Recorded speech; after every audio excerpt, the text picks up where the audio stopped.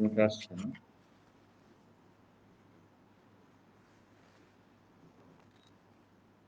Good morning, dear students. Today we'll discuss on CS Web. Nowadays it is called COM.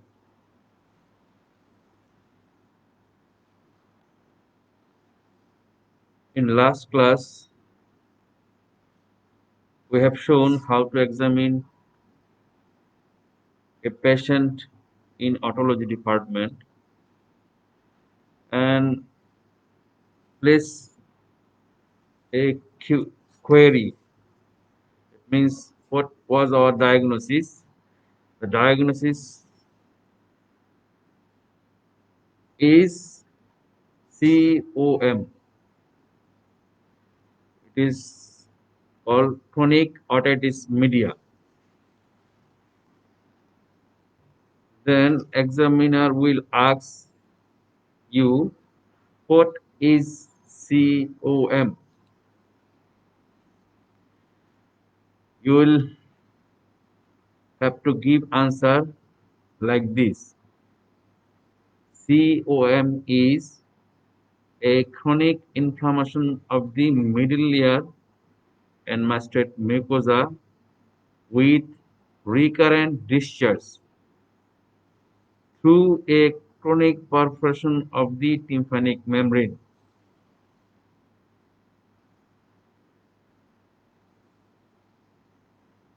Earlier, this term is known as CSOM.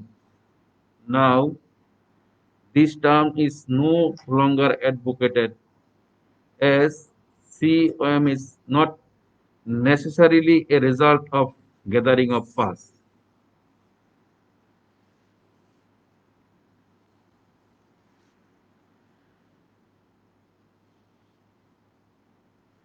Okay, so in definition, we'll see the chronic inflammation of the middle ear and masted mucosa with recurrent discharge through a chronic perforation of the tympanic membrane. That means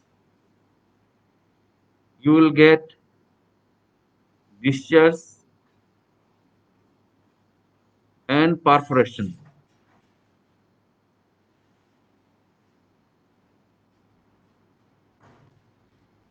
Now,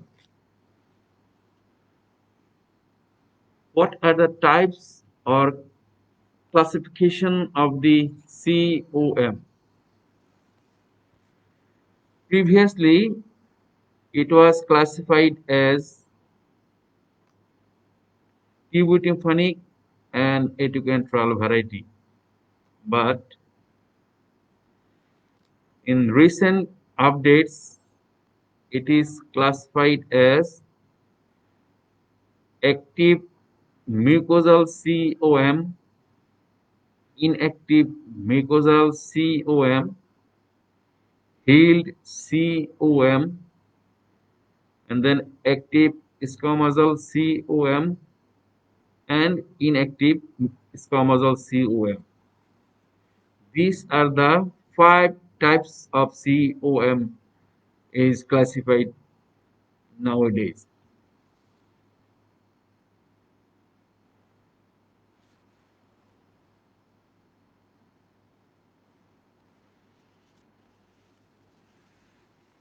See, I have placed some pictures in this slide where you can able to see the types of CSOM or COM very well. In number one picture where you can see a large perforation having active pus or secretion is seen through the perforation of the eardrum into the medullary cleft. At the same time, you can able to see a bony projection which is called malleus. In this picture, we cannot able to see the total intact malleus. Probably there was a history, and of course it was long term, so that the malleus of the of this patient is not well intact. Some portion of this ossicle is eroded by disease process. The next one, you can see a classical perforation of the tympanic membrane at its pars densa, where there is no pus or active discharge is seen. If you look very cautiously in this picture, you can also see a white plaque over the posterior superior quadrant. It is called tympanosclerotic patch.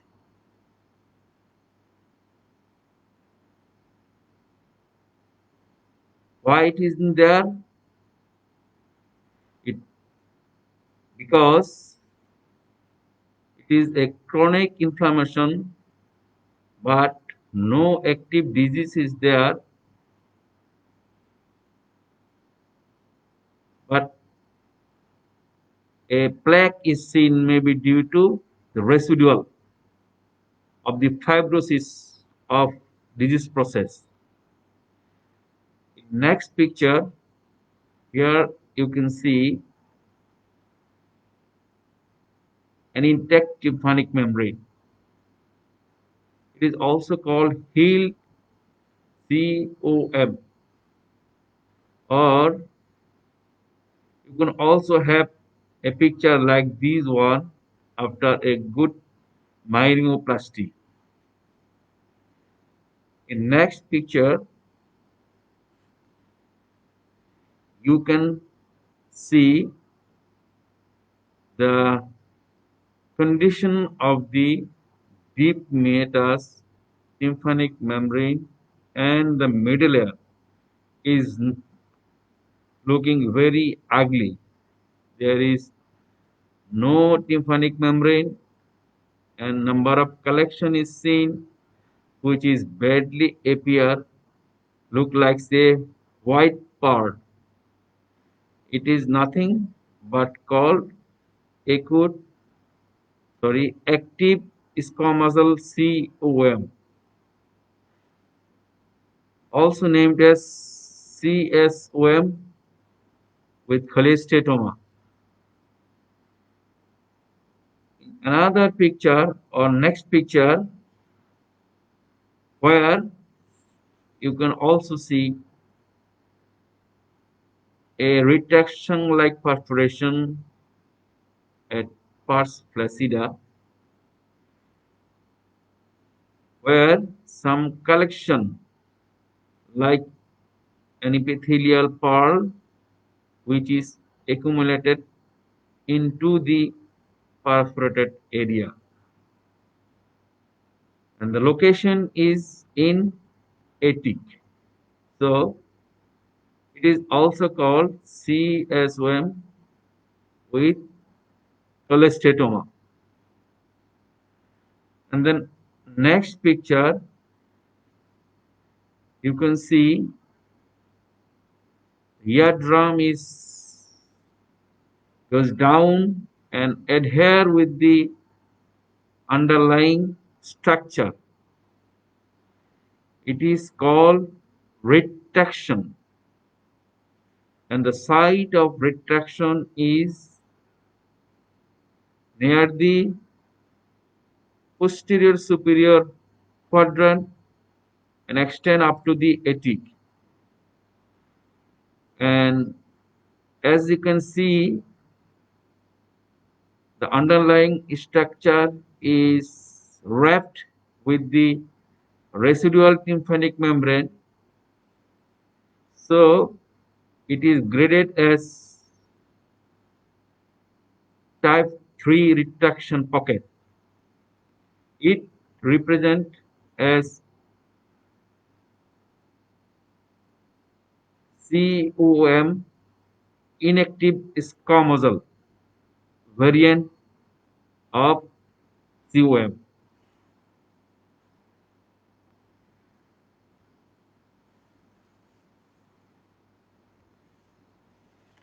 The next question will be asked,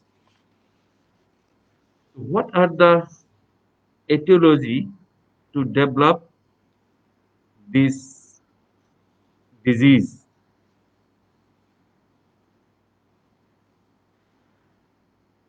There is a number of etiology are thinking to develop this sort of condition.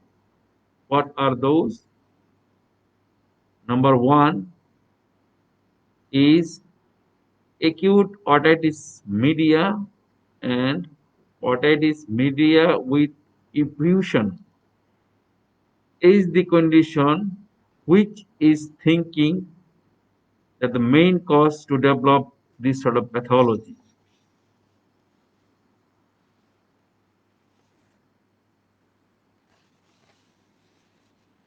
Both childhood AOM and OME can cause long-term changes of the tympanic membrane, and histological degeneration of the tympanic membrane occurs in outer and inner fibrous layer of the lamina propria and in the submucosal layer. These changes may reduce the elastic properties of the tympanic membrane, making it more susceptible to chronic perforation or retraction. At the same time, causes of the adult COM acquiring are not uncommon. But again, this could be the result of adult episodes of AOM. So the main cause still remain as acute otitis media and otitis media with effusion. And the genetics and races.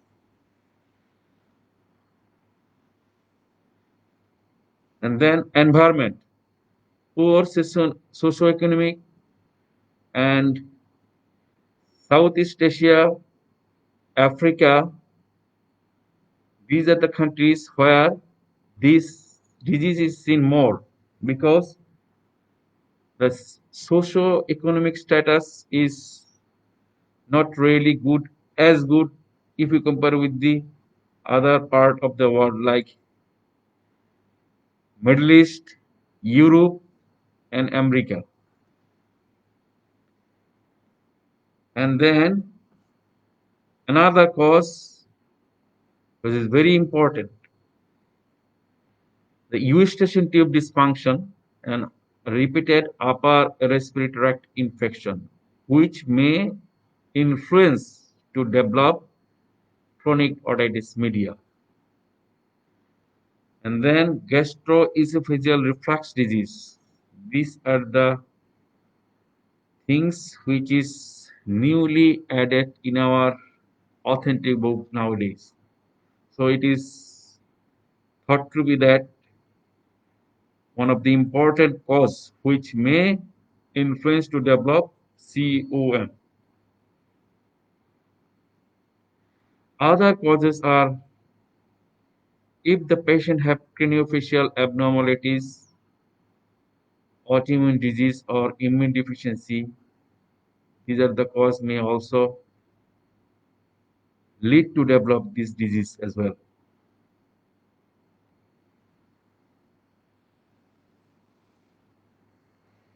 What are the factors which influence to develop this media?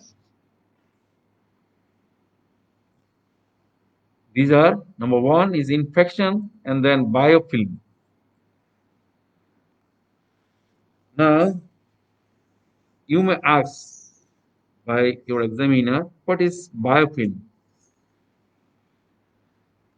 Biofilm is preferentially exists in a complex surface attached organization of the bacteria,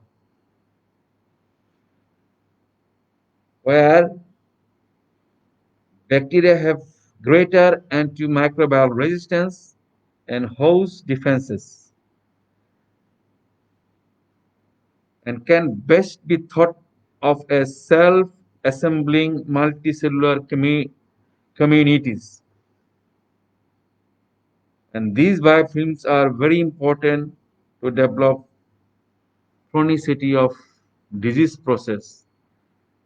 It is one of the important influential factor to develop this type of disease.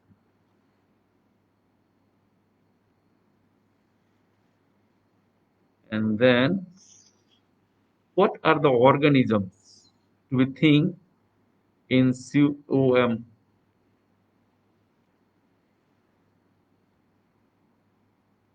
There are a number of organisms which are found in COM conditions. Among them, Proteus, Staphylococcus aureus, Pseudomonas, coagulase negative organisms, Staphylococci, coliform bacilli, and other organisms are thinking to develop or depositing factors for developing this condition.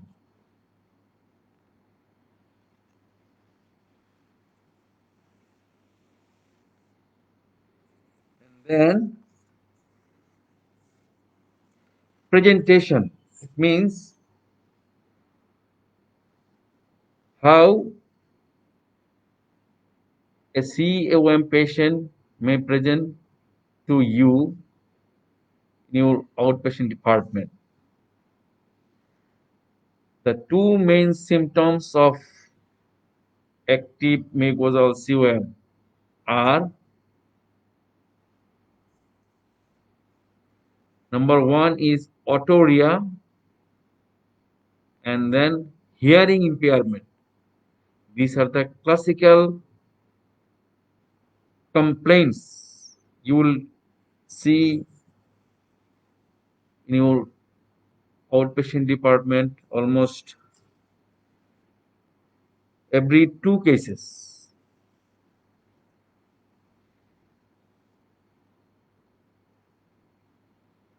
So the presentation of the patient will, number one is otorrhea and then hearing impairment.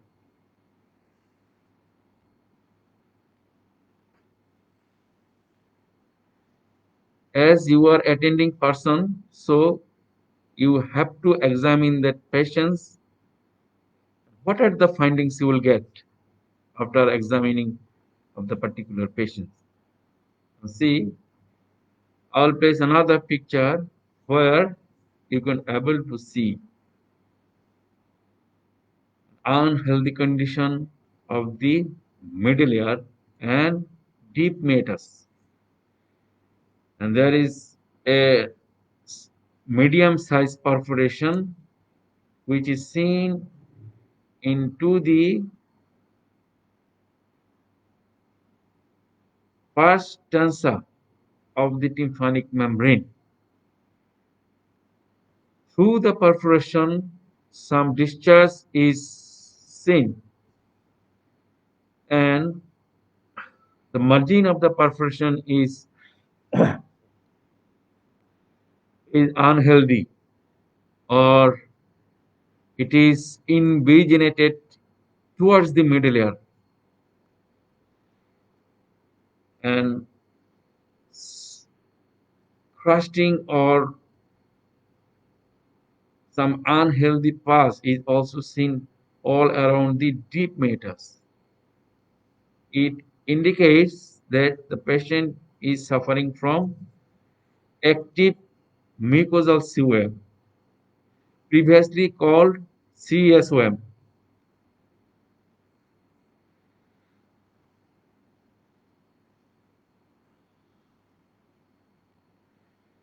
This is another picture. You can also see like this condition in our next patient. That means patient will complaining of hearing impairment only. There is no discharge or nothing comes out from his or her ear. Only complaining is feeling of hearing impairment or hearing difficulty. And if you have a patient like this one, and after examining the patient, you can get this scenario. What are these? Number one is a perforation, which is also the pars tensa, and through the perforation, no mucosa or no pus or nothing is remain inside the middle layer, but at some point reddish changes of the mucosa is seen. And then if you look carefully, a bony projection is seen at its upper quadrant of the tympanic membrane.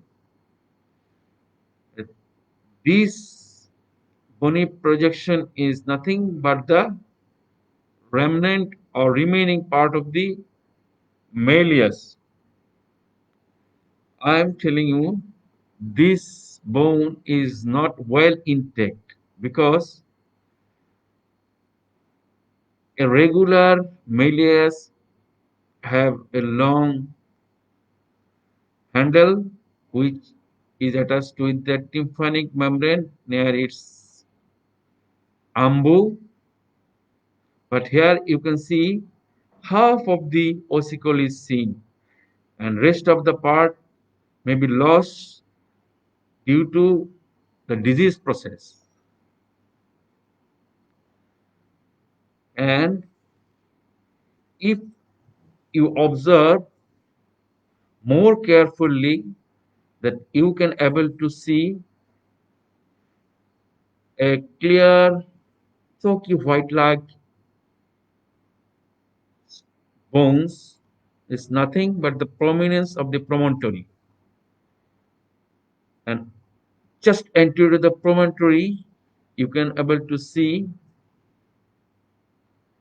a depression is nothing but the round window. Why I am telling this scenario? Because these are the important issue where the disease process can transmit it to the inner ear. These are the anatomical area and also called natural dehiscence area, natural weak point through which middle ear disease process can transmit to the next part of the ear. So what is the next part of this round window or promontory? It is nothing but the inner ear. So if the persistent disease process and not treated well, disease may transmit it into the inner ear through this natural weak point. So this condition to be counter well.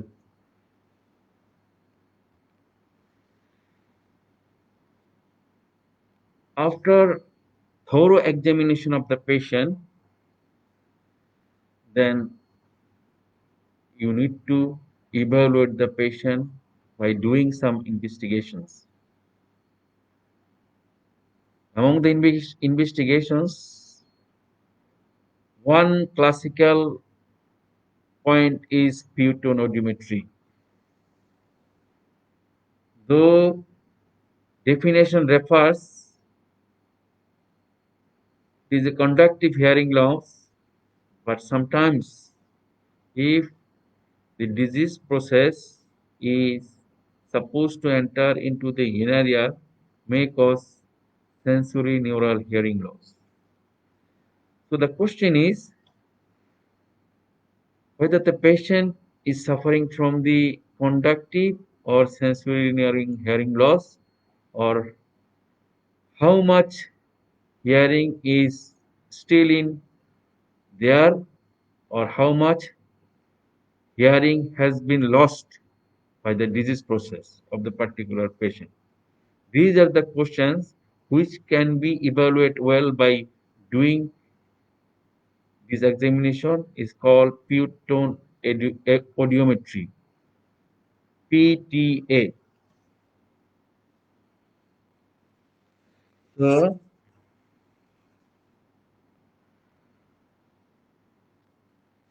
other investigation may require to evaluate some other condition. What are those? Among them is X-ray mastoid. Sometimes patient is treated well by prescribing number of medications, both the topical or systemic, but the result what you will observe in your outpatient department is not up to the mark. Sometimes you will get some frustration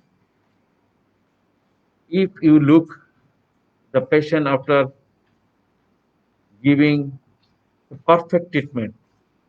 Why? Because the given treatment is not respond well due to presence of other scenarios all around the middle ear, which can evaluated by doing few more investigations. Among that investigations, X-ray is one of that. And here you can do X-ray mastoid Townsview. Number of information you can able to get by doing this X-ray.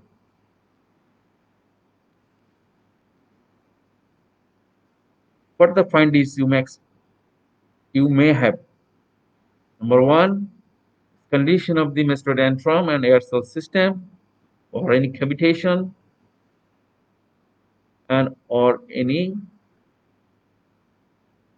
uh, bony communication. These are the things which can get by doing X-ray mastoid. Sometimes you may need to go for X-ray soft tissue nasopharynx lateral view. If the patient is child and no response or poor response is seen after giving all sort of good topical and systemic treatments, in that case you may need to go for evaluating the condition of the nasopharynx, because if the nasopharyngeal tonsil is hypertrophied, which occlude the nasopharyngeal part of the eustachian tube, may lead to develop COM, which is very commonly seen in the pediatric groups of patients.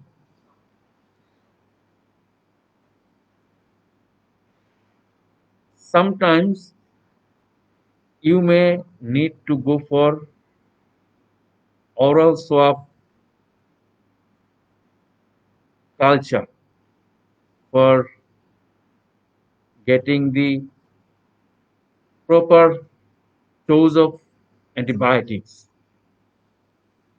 These are the investigations which are available and route almost commonly done in our outpatient department. Sometimes you may ask by your examiner. And the management, how you can manage this patient.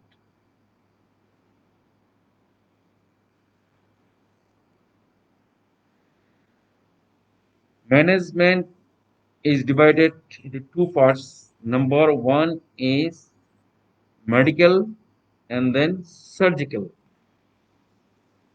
Medical management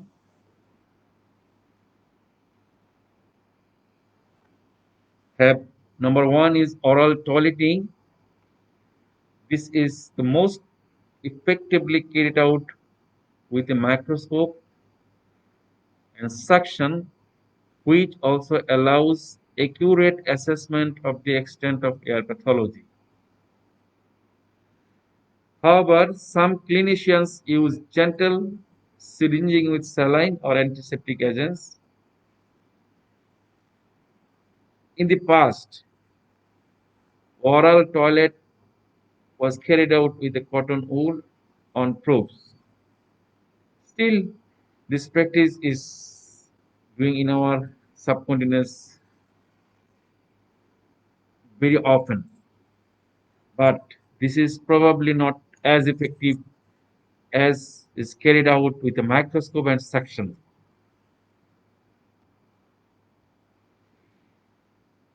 And then advised to use topical antibiotics mixed with or without steroids. These are the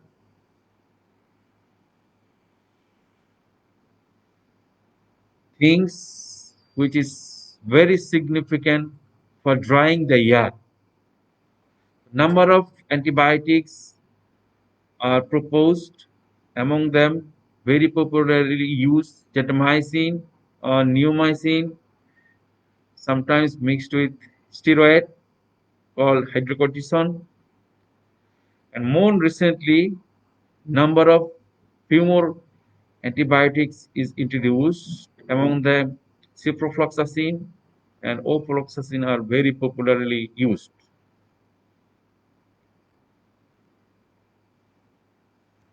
The question is, how long you can prescribe these medications for your patients? Authentic reference is use of topical antibiotics at least for 2 weeks, then come to us again at our outpatient department for re-evaluating of the condition of the particular patient. What will you see after giving these treatments? You can able to see three findings. Number one, patient ear made fully dry. Number two, going to dry, not complete dry, but no active discharge, but few discharge still remain into the middle ear. And another condition you can see, no response of treatment at all. Having with complete topical medication, you will see no changes is seen into the middle ear. Plenty of pus, which is even comes out into the external acoustic canal, and number of edematous mucosa is seen, and sometimes it is presented as with more badly, like foul smelling. So three scenario you can see. Number one, treatment is respond well, resulting the ear is dry. Number two, treatment is responding, but in not a complete way. Number three is no response at all. So if you get the complete dry ear, what will your next advice? Next advice is just continue the given advices. Number one, do not interfere with air, avoid water entry, and don't pricking urea. Come after 6 weeks. If the findings of the particular patient is still looking good, means dry air, that means his or her ear is completely dry. So, the next advice for the particular patient is for correction of the perforation, because if the patient have long-term disease process, it is not like that to develop or repair the tympanic membrane spontaneously, so that an intervention is to be needed. It is called myringoplasty. So ultimate option or ultimate goal of the treatment is to do a successful repair of the tympanic membrane called myringoplasty. What about the next scenario? It means the patient have responding the treatment well but not adequately. In that case, you will advise that particular patient to continue the patient for another 2 weeks, and then refer him again to come the OPD for reviewing the condition. And if the condition is improved well, that means the ear become dry, for the same thing to be advised again. That means now your ear is looking dry, maintain the given advice and come after 6 weeks, and if you get the dry ear again, and advise that patient for doing repair of the tympanic membrane. Because if you keep the perforation for a while, so the disease process come again. So you should advise that patient for repairing of the tympanic membrane finally. What about the other scenario? That means after giving all sort of good treatments, but there is no response at all is seen. In that scenario, you have to evaluate properly.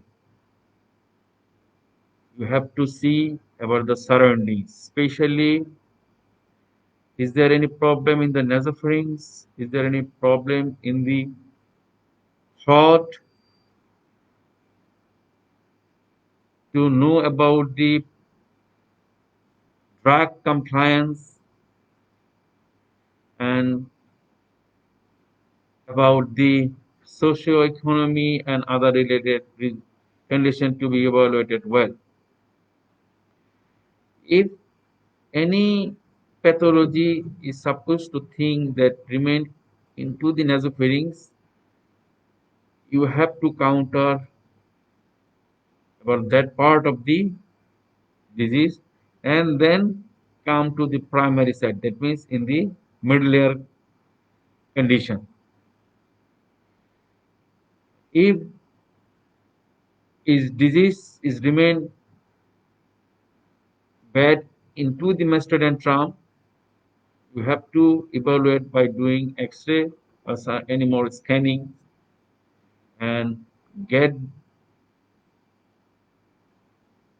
the proper findings for getting a good result. These are the things to be solved first and then treat the middle ear.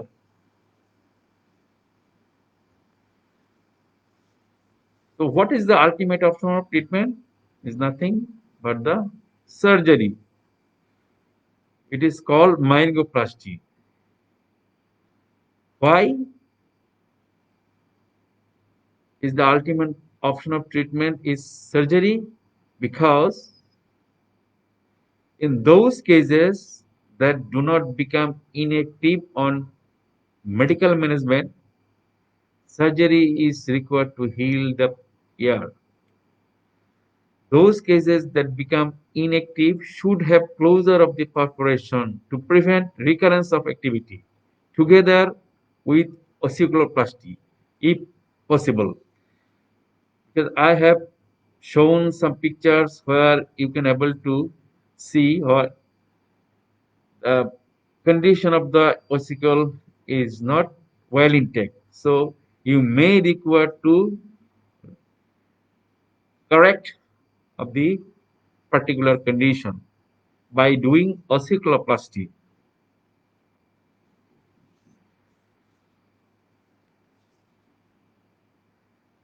And then you may ask if the patient is not under the treatment or if patient is not taking any more treatment, what will happen?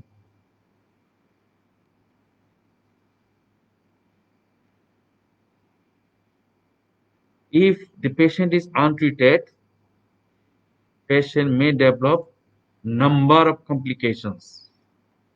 These are divided as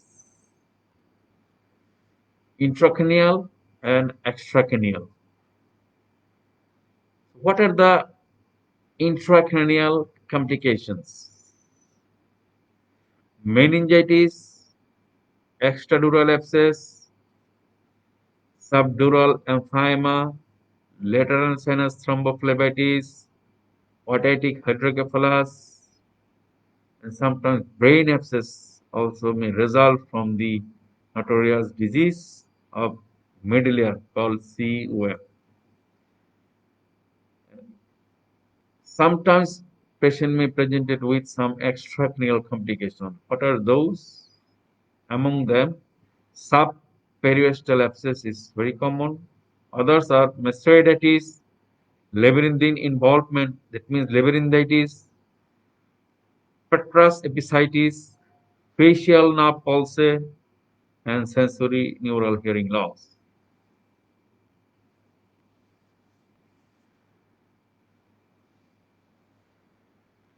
As I told earlier,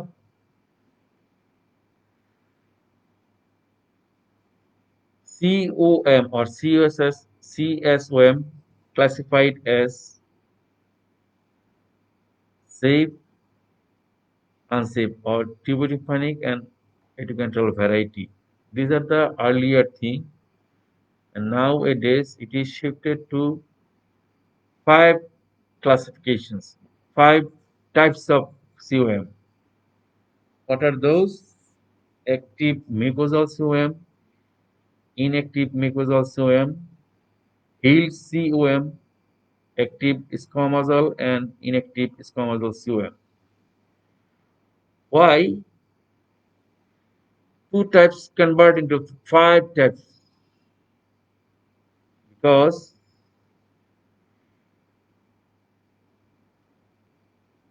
traditionally squamous epithelial disease have been regarded as being more at risk of serious complication as opposed to those with a mucosal disease.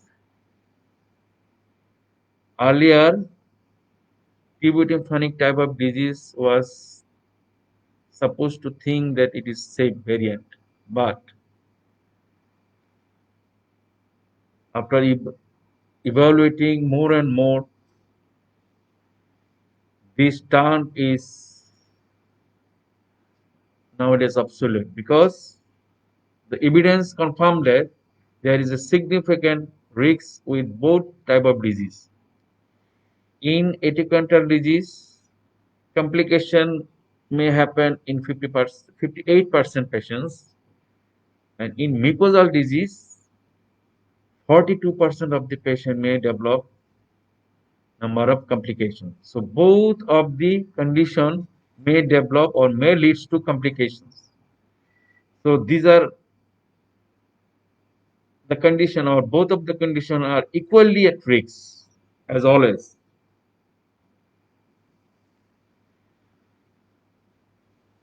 Now, what are the routes of infection to transmit from the medulla to the cranial cavity or the surroundings? There are several routes by which sepsis may spread to the cranial cavity from an infected ear. These routes are most commonly by direct erosion of the osteolytic activity borne by the inflammatory process or via infected thrombophlebitis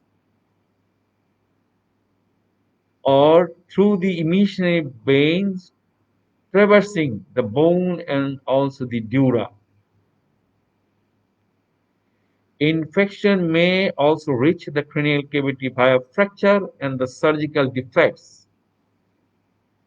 Sometimes it may go through the normal anatomical points of weakness. Now, what are the anatomical weakness of the particular area? That means in the middle ear or its surroundings. Number one anatomical weak point is oval window and then the round windows. Sometimes even at the internal auditory meatus and the cochlear aqueduct. Other possible routes of infection enter the cranial cavity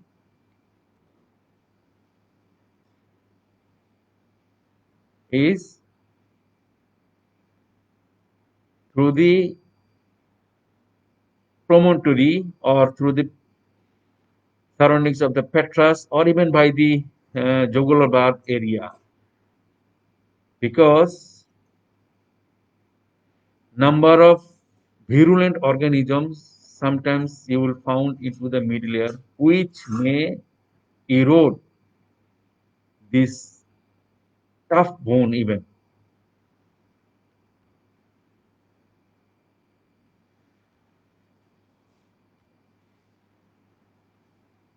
What are the factors are related to develop complications? Pathogen factors and the patient factors. Pathogen factors is high virulency of the bacteria and antimicrobial resistance, sometimes tuberculosis. That means the immune system of the body is not well of the particular patient. The patient factor is young age, poor immune status, chronic disease like diabetes mellitus, poor socio-economic condition, and lack of health awareness. So these are the facts about the CSOM. In next class, we'll discuss about the complication CSOM. Today's class up to this. Hope you can able to understand about these slides. And if you have any question, again I'm telling, put it the Facebook option, or you can directly phone call to me. I will try to give each and every question or every student so far. So thank you very much for today. Wishing you stay safe and be blessed. Thank you very much.